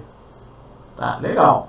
Quanto vai custar isso? Vai custar alguns bilhões de dólares. Porra, cara, não tem como você, né, por mais rico que seja, ou uma instituição, ou até mesmo um país bancar isso, né? Você vai ter que fazer uma união aí de esforços, né, para chegar lá. Tá? Então, o consórcio científico é isso. Você vai unir vários pesquisadores, várias instituições, várias nações, tá, para dividir os custos, dividir o trabalho, que também não é pouco. Né? Você construir um negócio desse, você precisa de um monte de engenheiros, um monte de técnicos para fazer a coisa funcionar, tá? Um monte de pessoas pensando nos resultados. Não dá mais para uma pessoa só fazer isso nunca, mas de jeito nenhum. Tá? Então, os grandes consórcios, eles estão por trás da ciência de ponta e eles vão continuar, e isso vai ser cada vez mais evidente no nosso século. Tá? Então, se você quer fazer ciência de ponta hoje, você tem que se inserir de alguma forma nesses consórcios. Caso contrário, vai ficar extremamente difícil, né? Pode acontecer, mas vai ficar extremamente difícil de chegar lá, né? Fazer uma grande descoberta, participar de uma ciência de ponta que seja lembrada daqui a 100 anos, por exemplo. Tá? Então, só para dar uns exemplos aqui, né, nesses últimos 30 anos, nós tivemos, por exemplo, descoberta do primeiro exoplaneta, né, aqui está pelo HST, tá, isso aqui, desculpa, tá, gente, tá errado, tá? Okay? Que eu fiz um copy-paste aqui e acabou saindo coisa que está lá para frente. A primeira descoberta do exoplaneta não foi feita pelo SHT, pelo Telescópio Espacial Hubble, tá? Foi feita aqui por uma dupla de astrônomos suíços, tá? Agora vocês me perdoem, tá? Não vou lembrar do nome, mas está lá no texto apostilado, tá? Do módulo 1, em 1995. Tá? Esse não é exatamente o primeiro exoplaneta, mas é o primeiro exoplaneta em torno de uma estrela normal de sequência principal. Tá? Bom, isso foi importante porque mostrou, né, embora já fosse suspeito, mas mostrou pela primeira vez que realmente o nosso sistema não é o único sistema planetário. Né? Então, existem planetas em torno de outras estrelas em profusão. Né? Hoje a gente conhece quase 5.000 planetas em torno de outras estrelas. Tá? Pela essa descoberta, eles receberam o Prêmio Nobel de Física em 2019. Tá? Pouquinho mais tarde aqui, né? Estou citando só algumas, as principais. Tá? Aliás, desculpa, essa descoberta foi uma descoberta ainda de cunho individual. Tá? Individual em parte, né? Porque assim, o instrumento utilizado não foi construído por eles. Mas de qualquer forma, foi uma empreitada dos dois, né? Para descobrir os exoplanetas de modo geral. Tá? Então, esse é o tipo de ciência que você vai lembrar do nome individualmente. Né? Agora aqui, por exemplo, nós tivemos em 2013, né, a confirmação experimental da existência do bóson de Higgs. Né? O Higgs foi um cara que fez a previsão teórica de que esse bóson existiria. Tá? Ele recebeu o prêmio Nobel também por isso. Né? Mas, embora essa previsão tenha sido de cunho individual, a confirmação experimental não foi. Foi feita pelo LHC, que é esse consórcio exatamente, né, o grande acelerador de partículas. Tá? Então, se futuramente for dado um prêmio Nobel pela confirmação experimental do bóson de Higgs, não vai poder ser dado para ninguém, vai ter que ser dado para o consórcio. Então, aí já começa a haver a mudança. Em 2015, 2 anos depois, nós tivemos a primeira observação de ondas gravitacionais. As ondas gravitacionais já tinham sido previstas até mesmo pelo Einstein, né, quase um século atrás, mas nunca tinham sido observadas. Né? E o LIGO, né, que é um instrumento também de consórcio, né, um interferômetro laser feito grande, né, gigante, feito através de um consórcio, foi o que fez essa primeira observação de ondas gravitacionais. Tá? Então, outra vez um consórcio. Depois nós tivemos aqui em 2019, né, a obtenção da primeira imagem de um horizonte de eventos de um buraco negro supermassivo através do EHT, né, que é um telescópio de horizonte de eventos, também um consórcio, né, feito especialmente para isso. Tá? Também envolvendo muita gente, muito equipamento. Tá? Então, só para vocês verem, das 4 aqui citadas, 3 são de consórcios. Né? Então, isso já mostra como o modo de fazer ciência, né, mudou no pós-guerra. Tá?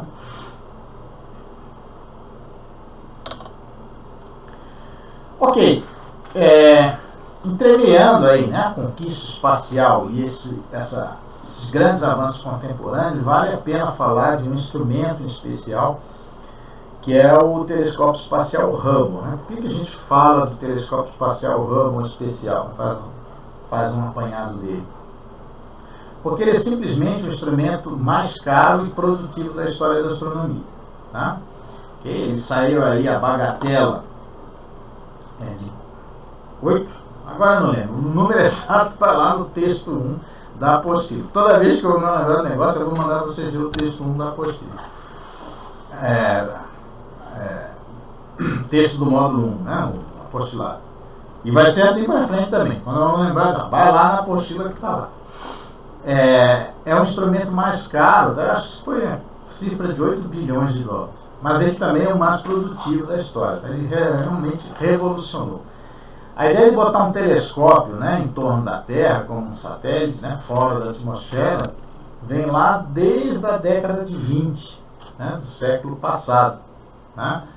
O pessoal já antes mesmo de construir os primeiros artefatos, né, suborbitais, que foram as G2 nazistas, né, já pensava em colocar um telescópio fora da atmosfera justamente para se livrar do efeito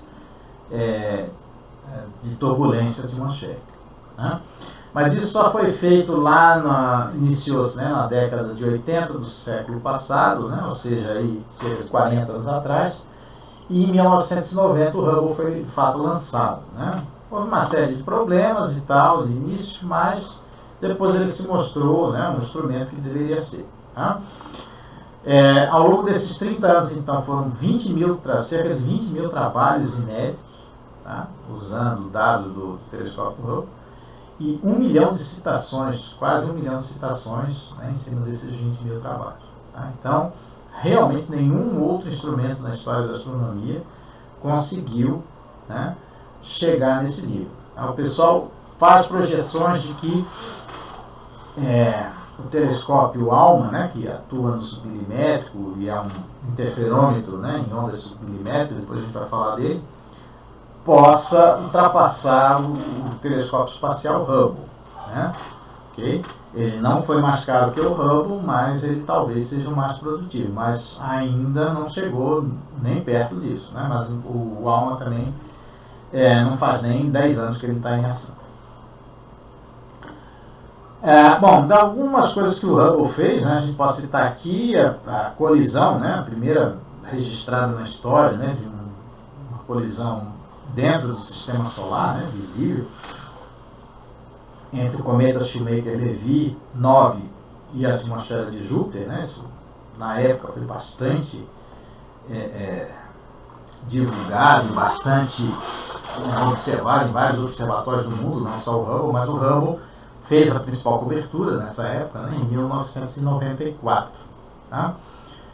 Ele também foi o primeiro instrumento a descobrir, né, discos protoplanetários, né, na grande nebulosa de Órion. Hoje já se conhece discos protoplanetários em praticamente todas as regiões de formação de estrelas que a gente conhece, mas ele foi o primeiro a evidenciar esses discos protoplanetários, né, que são aqui sistemas planetários em formação em torno das estrelas. Ele também fez aqui, né, a mais profunda exposição já feita, inclusive continua até hoje, tá? Que é o Hubble Deep Field. Tá? O que é mais profunda? Né? Você conseguir observar objetos mais fraquinhos possíveis, né? Tá? Lá onde eles estiverem. Né? Claro que o objeto aqui ser fraquinho, né, aparentemente, não significa que ele está muito longe. Né? Depende também do brilho intrínseco do objeto. Mas, de qualquer forma, as galáxias, né, observadas nesse Hubble Deep Field, que era o objetivo, são galáxias praticamente do início do universo, né? Galáxias que estão ainda em formação, inclusive. Tá? Não todas aqui, algumas são, né, vamos dizer, a gente está vendo aqui uma imagem em 3D, né? Ou seja, ela está mostrando aqui coisas que estão na frente e atrás, né? Porque não tem como você evitar as que estão na frente, não dá para tirar da frente. Mas as que estão mais no fundo são galáxias em formação, que estão muito, muito distantes, e isso significa mais ou menos aí as primeiras estruturas a se formarem no universo. Tá? Isso vai ser ultrapassado em breve pelos telescópios gigantes que a gente vai conversar mais para frente, mas por enquanto ela ainda é a exposição mais profunda já feita. O Hubble também ele atuou, né, na observação e a confirmação de que os gamma ray bursts, que não se sabia até então o que eram, são de fato hipernovas, né, ou seja, são explosões de supernovas muito, muito intensas em galáxias muito, muito distantes, né, que ainda estão em formação. Tá? Então, essa descoberta, né, de que os gamma ray bursts hipernovas eram o mesmo fenômeno, né, as hipernovas eram apenas teóricas, né, não tinham sido observadas, o Hubble observou pela primeira vez, e além disso, associou a elas as explosões de raios gama que eram observados pelos observatórios de raio gama fora da atmosfera. O problema dos raios gama é que, como eles são muito energéticos, não tem como você fazer colimação, né? Não existe nada que você possa colimar e mostrar de onde eles estão vindo. Você simplesmente só observa a intensidade. É possível fazer alguma triangulação se você tem vários observatórios de gamma ray bursts, né, em torno da Terra. Quando chega a explosão, a onda da explosão, né, ou seja, os fótons de raio gama da explosão, pelo tempo de chegada em cada um, você mais ou menos triangula e tem uma região do céu de onde você acha que vem. E aí então você aponta com o telescópio e observa lá e vê se tem algum fenômeno transiente acontecendo. Foi o que o Hubble fez. E ele descobriu então fenômenos transientes nessas galáxias muito, muito distantes, tá? Chamando então de hipernovas, né, que são explosões de supernovas muito fortes. E por último aqui, né, até onde a gente vai, né? Bom, até onde a gente vai até onde a gente quiser, né? O problema é até onde a gente quer ir, né? Até onde a humanidade quer ir, até onde a humanidade pode ir, né? Existem algumas coisas, quando a gente fala até onde a gente pode ir, né, que são limitações naturais, tá? Por exemplo, né, eu posso ir numa coisa menor, né, do que uma subpartícula atômica? Provavelmente não. Existem limites na natureza, né? Okay? E existem limites de ordem prática, né, que a gente também não tem como fazer, né? Então, existem coisas que realmente não dá para fazer, tem coisas que dá para fazer e que ainda não foram feitas, né? Então, dentro das possibilidades, né, vamos dizer assim, que podem permear particularmente a astronomia, a astrofísica, né, e que deve aí ser o foco desses grandes consórcios, né, da pesquisa desses grandes consórcios, né, indo aqui um pouco na direção, né, da exploração espacial, né, nós temos aí a chegada tripulada em Marte, o objetivo do momento, né. Se o objetivo do momento no início da corrida espacial era a chegada tripulada à Lua, agora a corrida, né, a nova etapa da corrida, né, é a chegada tripulada em Marte, né. Nessa turma aqui a competição, né, tá mais acirrada, né, porque se naquela época você só tinha a União Soviética e os Estados Unidos competindo, agora aqui você tem a turma nova aí, né, tem a China, tem a Índia, né, tem a Rússia, tem a União Europeia, né, que de modo coletivo, né, através da Agência Espacial Europeia também mira Marte, e tem os Estados Unidos, né? Então a corrida está mais acentuada aí, né? Tem mais gente com chance de chegar lá, tá? Ao meu ver, assim, né, para dar um pitaco do que vai acontecer, tá, é que isso daqui vai ser tão caro, tá, e tão complicado, que possivelmente isso aqui vai ser uma missão multinacional, não vai ser uma missão envolvendo só uma nação, não, tá? Possivelmente vai ser uma missão internacional e sei lá exatamente com quem que vai contar, mas o custo é extremamente alto. Bom, nós temos grandes projetos instrumentais, alguns já em operação, tá, que vão certamente, já estão revolucionando e vão revolucionar ainda mais os resultados. Nós temos aqui o interferômetro ALMA, né, que é um conjunto de dezenas de antenas, tá? O núcleo dele está no deserto de Atacama, no Chile, tá? Uma parte alta, né, desse deserto, okay? Ele atua principalmente em micro-ondas, né, e ondas submilímetras. Essas frequências não se dão muito bem com vapor de água, por isso que então você tem que colocar essas antenas numa altura um pouco maior. E essa parte do deserto é bastante alta, né? Esse interferômetro ainda não está totalmente pronto, né? Assim, ele está mais ou menos aí em 70% pronto. Então a parte do núcleo dele, né, que é o que contém mais antenas, já está funcional há bastante tempo, acho que há 5, 6 anos mais ou menos. Mas você tem as antenas mais externas que vão dar aí um ganho, né, de resolução no interferômetro, que ainda estão sendo pensadas e colocadas. Tá?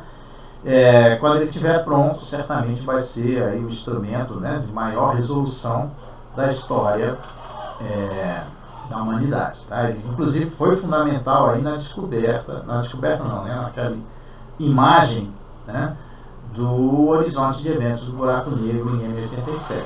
Tá? Sem o ALMA você não teria aquela qualidade de imagem que nós vimos. A ALMA foi participante daquele consórcio. E o próprio ALMA também é um consórcio. Né? Tá? Nós temos aqui telescópios gigantes, né, sendo construídos. O Brasil está participando de um deles mais ativamente, que é o telescópio gigante Magalhães. Tá? Não o Brasil inteiro, né, mas o estado de São Paulo, através da FAPESP. Tá? É um dos participantes do consórcio. Né?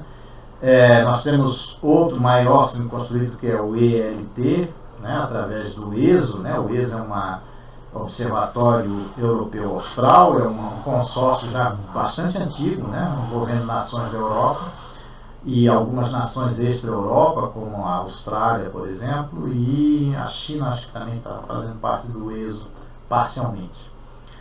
Tá? Então o ELT vai ter 39 metros de diâmetro o espelho, né? Vai ser um negócio fantástico e que certamente vai trazer ciência nova, vencendo inclusive a qualidade de imagem do Hubble.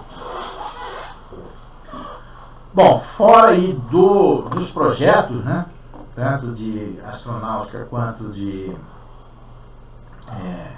projetos instrumentais, nós temos aí os desafios em termos teóricos. Né? Dois aqui se fundem, né, que é a estrutura do universo. A gente tem uma noção exata da estrutura do universo. Quando a gente fala de estrutura do universo, não é só a estrutura atual, mas é como o universo é estruturado macro e microscopicamente. Né? Ou seja, como que o universo evoluiu ao longo do tempo, né? E como que é a estrutura dele, né? Isso vai envolver o micro, né? Porque no início do universo a densidade era muito alta e o universo era muito pequeno, e isso implica aí, né, uma junção entre cosmologia e mecânica quântica. Tá? Obviamente muito avanço foi feito, né, já nos últimos 40 anos sobre isso, mas ainda está muito em aberto essa ciência, né, da estrutura do universo como um todo. Aberto no sentido assim, tem muita ideia, muita hipótese, né, algumas até prevalecem sobre outras, né, diante do observável, mas os observáveis não são suficientes ainda para distinguir qual delas é de fato a melhor. Tá? Isso possivelmente nesse século deve mais ou menos chegar aí, né? Se não fechar totalmente, porque é difícil a gente dizer que as coisas fecham, né? Sempre vai ter algo a ser descoberto, mas é possível que a gente já tenha uma ideia mais clara, né, no final desse século, de como é a estrutura do universo. E isso envolve a questão da matéria e energia escura. Né? Matéria e energia escura são coisas postuladas, né? Postuladas no sentido de que elas são necessárias, né, exatamente para explicar o universo como ele é. Tá? É óbvio que a gente tem aí indícios, né, observacionais da existência de matéria e energia escura, mas esses indícios observacionais não são observações diretas. Né?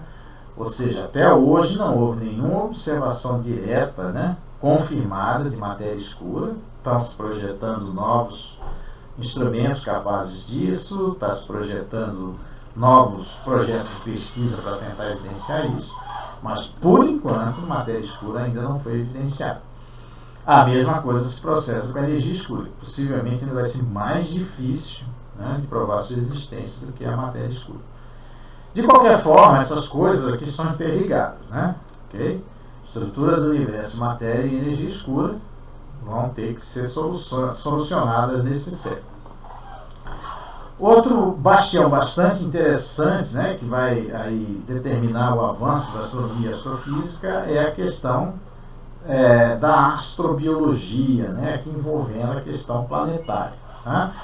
Então essa procura grande, né, por exoplanetas, né, planetas girando em torno de outras estrelas, ela vem aí crescendo desde a década de 90, quando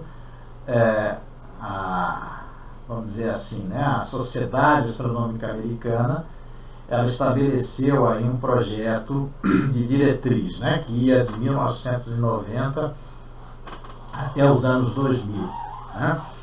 A ciência nos anos 90 nos Estados Unidos estabeleceu o projeto Oranges, que ia nortear as ciências naturais. Dentro desse projeto, que era, por exemplo, a iniciativa do genoma, sempre é essa palavra, genoma humano, tá? Foi uma das que foi norteada, né, na biologia para o projeto Oranges. Né?